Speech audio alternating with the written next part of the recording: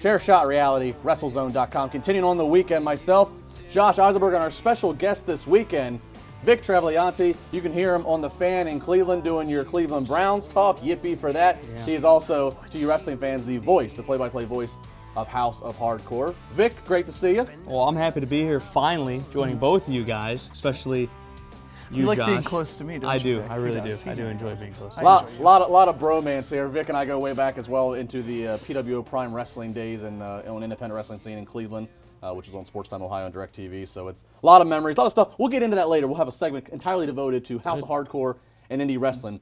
But let's talk about a topic right now, guys, that you just can't make it up. The Wyatt family, the luck or lack thereof. Luke Harper, of course, out for several months as he's dealing with knee injuries, and then Bray Wyatt, the leader, goes down with some type of a calf or a leg injury that he got. It was a freak accident. If you watch the video, it was a power struggle and a collar and elbow lockup with Roman Reigns, and all of a sudden he just grabbed his leg, and it looks like he's going to be out for at least 4 to 6 weeks. Well, what you got to do is you got to take everybody off television. Without one leader in Bray Wyatt, you really don't have many other guys, especially Braun Strowman can't talk, Eric Rowan can't talk. The two guys that are the most charismatic, so to say, are Luke Harper and Bray Wyatt. You don't have those two guys.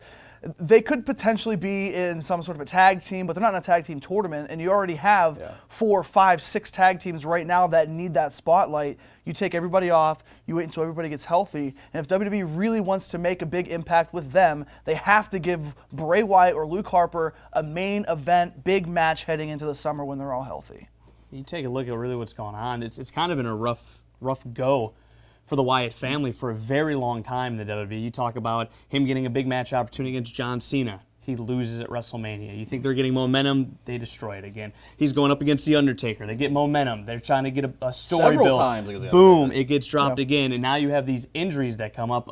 At first it was a back injury, if you go back to before WrestleMania, when he couldn't even step into the ring at the biggest show, and he's left for a schmaz, I guess, with The Rock, and then he wasn't even involved in the schmaz, and they threw in someone else. So it's kind of just been a rough go, and it seems that once that match with John Cena happened, he hasn't been able to get back out of the gates. Yeah. Again, he hasn't been able to get that momentum back, and I agree with what Josh said. I would love to have seen a program start for Bray Wyatt going into SummerSlam where maybe he either had the championship or was challenging for the championship. Well, I agree with Josh, too. You have the two guys remaining that are healthy are the most limited, both on the mic and in the ring. But it's like if you take them all off TV, I mean, it was just right after Bray Wyatt and them started feeling like we got some momentum. They're staring down, they made a face turn. They're staring down the title with Roman Reigns, so you kind of feel like, okay, now they're also hunting Roman Reigns, and this happens, so you take them off TV again. What I wonder is, Bray's injury, if it is some kind of just a calf injury that's just going to keep him out for, a month, I wonder if there's a way to obviously limit him having to be on his feet so he can rehab properly, but is there a way that his character's built around smoke and mirrors? Is there a way to still keep him on TV, keep his presence there? Well, my problem is, what have we seen with Bray Wyatt and the Wyatt family that we haven't seen backstage promo-wise yet? Sure. It's all the Undertaker feud was really good. I think the John Cena thing brought a lot out of John Cena that we haven't seen from him heading into WrestleMania, because it's always been, John Cena versus big wrestler, John Cena versus big wrestler. Now you have this mysterious creature.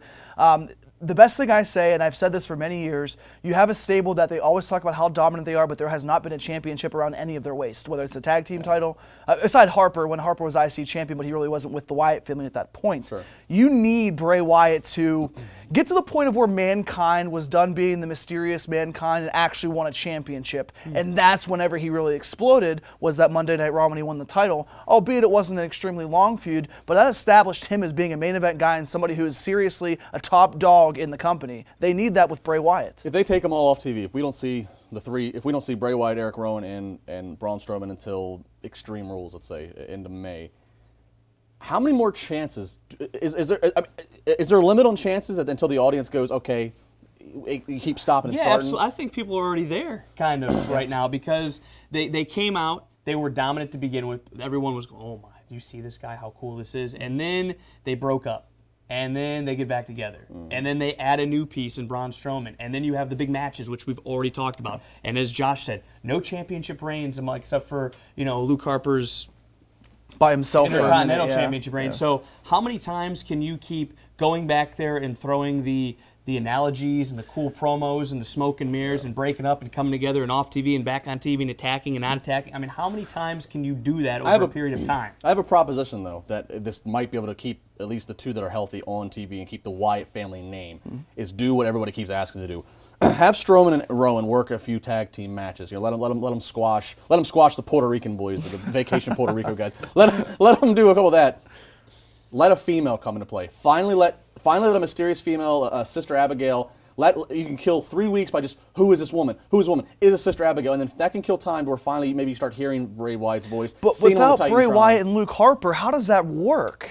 Sister Abigail's leading them back. I think there's ways. I think it's finding a way, the lights. I think there's something ways. like that. You don't have Harper for a while, but Yeah. I think there's a ways, at least with Sister Abigail, that can at least kill a few weeks, and that'll rejuvenate the interest in Wyatt family. Because how many fans have asked, "Where's Sister Abigail?" Okay, so what do? Do you put a female on there, or do you keep them off TV for a few months and let them get healthy and rebuild? I like the idea of adding the female, adding that new piece to the television persona of that entire family.